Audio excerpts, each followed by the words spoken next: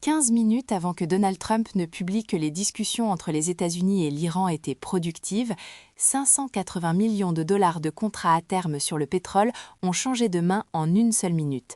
Ce timing, confirmé par des données de marché examinées par Fortune, est ce qui a poussé le prix Nobel Paul Krugman à utiliser le mot « trahison ».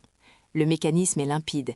Quiconque a vendu ses 6200 contrats Brent et WTI dans la fenêtre de 6h49 à 6h50, tout en détenant des positions acheteuses sur les contrats à terme du S&P 500, était positionné précisément pour le résultat qui a suivi, une chute brutale du brut et un rebond des actions. Le président du Parlement iranien a qualifié le signal de paix de Trump de fake news utilisé pour manipuler les marchés financiers. Si le pétrole s'est brièvement stabilisé après ce démenti, les traders ont finalement intégré la version de la Maison-Blanche. Les analystes des marchés de prédiction ont signalé ce qu'ils appellent un signal fort d'activité d'initiés, alors que des traders pariant sur la guerre ont empoché plus d'1 million de dollars selon un schéma similaire. La question n'est pas de savoir si l'opération était illégale, cela relève de l'enquête. La question est de savoir ce que cela signifie lorsque les marchés ne peuvent plus évaluer le risque géopolitique sans se demander qui connaît déjà la réponse. Ce même point de passage stratégique d'Ormuz transmet un second choc, plus lent, que les traders de brut ont largement ignoré, les engrais.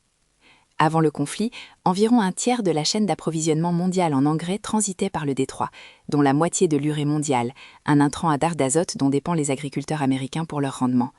Un rapport publié lundi par 35 groupes de l'industrie agricole quantifie l'enjeu. Le secteur agroalimentaire américain génère 10 400 milliards de dollars de valeur annuelle, soit environ 20% du PIB, et soutient plus de 48 millions d'emplois. Contrairement au pétrole, la pénurie d'engrais n'a pas de substitut immédiat. Corey Rosenbusch du Fertilizer Institute a noté que les engrais génèrent à eux seuls 37 milliards de dollars de salaires annuels. Une fermeture prolongée d'Ormuz ne se contente pas d'augmenter marginalement les prix alimentaires, elle comprime les revenus agricoles en pleine saison des semis, au moment précis où les engagements d'intrants sont verrouillés.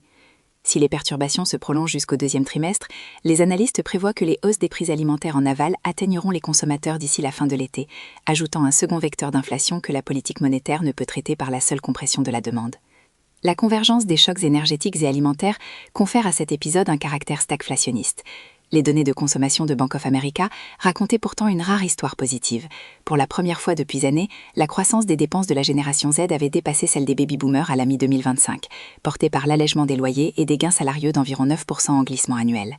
Cette reprise est aujourd'hui mise à l'épreuve. Les prix de l'essence ont bondi de 26% sur un an, et les économistes de BOF avertissent que les jeunes consommateurs, disproportionnellement exposés aux coûts de transport par rapport à leurs revenus, pourraient réduire leurs dépenses discrétionnaires avant les cohortes plus âgées.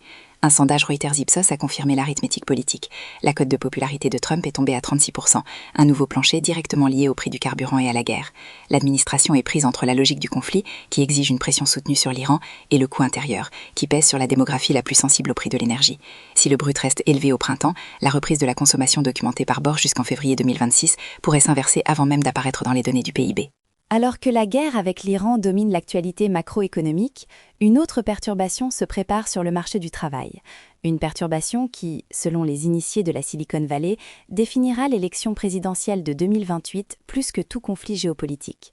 Vinod Khosla, capital risqueur milliardaire et soutien majeur d'OpenAI, a déclaré mardi au Ilan Valley Forum que d'ici 2030, 80% des emplois seront aptes à l'IA, c'est-à-dire exposés à un remplacement. Son argument est structurel, non pas que l'IA éliminerait immédiatement ses rôles, mais que la peur de l'élimination remodèlera le comportement politique. Le problème majeur de l'élection présidentielle de 2028 sera la peur de l'IA, a-t-il affirmé, ajoutant que le plus grand danger pour l'adoption de l'IA est désormais la politique et non la technologie. Cette crainte génère déjà des législations. New York envisage un projet de loi interdisant à l'IA de donner des conseils médicaux ou juridiques. La Floride a adopté une loi forçant les entreprises de centres de données à payer leurs propres services publics. Le PDG de Perplexity, Aravind Srinivas, a tenté de nuancer en arguant que la plupart des gens n'aiment pas leur travail et que le déplacement par l'IA ouvre un espace à l'entrepreneuriat. Mais ce discours a mal résonné face aux chiffres réels. Plus de 101 000 pertes d'emplois liées à l'IA aux États-Unis depuis février 2025, selon l'Alliance for Secure AI. Le licenciement de 1000 personnes chez Epic Games cette semaine, explicitement non attribué à l'IA par le PDG Tim Sweeney, illustre la complexité. Même les coupes non liées à l'IA sont désormais interprétées à travers le prisme de l'anxiété technologique, amplifiant le signal politique quelle qu'en soit la cause réelle. Cette anxiété se heurte directement à la prochaine phase de monétisation de l'IA. OpenAI vise désormais une part des revenus publicitaires de Google et Meta, un mouvement structurel signalant que l'entreprise estime sa base d'utilisateurs suffisamment large et engagée pour vendre du temps d'attention. Parallèlement, Microsoft a confirmé la location d'un centre de données au Texas qu'OpenAI et Oracle avaient abandonné, prolongeant son engagement infrastructurel alors même que les investisseurs s'inquiètent du rythme de conversion des revenus de l'IA. ARM a franchi l'étape la plus concrète. Le concepteur de puces a annoncé qu'il vendrait ses propres puces d'IA directement pour la première fois, rompant con son modèle historique de licence, et prévoit que cette décision ajoutera des milliards de revenus annuels. Le mécanisme ici est la pression de l'intégration verticale. Alors que les coûts d'infrastructure de l'IA augmentent et que les hyperscalers cherchent à réduire le prix par calcul, les concepteurs de puces font face à un choix: rester en amont comme concessionnaire de propriété intellectuelle ou descendre dans la chaîne de valeur pour capturer directement de la marge. ARM choisit la seconde option, ce qui la place en concurrence partielle avec ses propres clients. Si les ventes directes de puces d'ARM gagnent du terrain, cela remodèlera la structure des coûts de l'inférence IA à grande échelle et forcera Nvidia à défendre ses marges sur un matériel qu'elle a jusqu'ici tarifé avec une concurrence limitée. 3 points de surveillance dominent les perspectives. Premièrement, la situation à Hormuz. Si le détroit reste fermé durant la saison des semis en avril, les pénuries d'engrais passeront d'un risque financier à un risque opérationnel pour l'agriculture américaine, avec des conséquences sur les prix alimentaires dès le 3e trimestre. Si un accord de cessez-le-feu émerge d'ici là, le pétrole refluera et le choc des engrais restera contenu. Mais l'épisode des 580 millions de dollars de contrat terme signifie que toute déclaration de Trump sur la paix sera lue pour les marchés d'abord comme un signal de prix et ensuite comme un signal politique. Deuxièmement, le récit du travail face à l'IA. Si le cadrage de Khosla pour 2028 accélère la régulation de l'IA au niveau des États, les entreprises comme Nvidia feront face à une prime de risque politique absente des modèles de bénéfices. L'avertissement d'Elizabeth Warren, selon laquelle permettre à une seule entreprise d'être le gardien du futur de l'IA est dangereux, suggère que le ciblage réglementaire devient plus précis.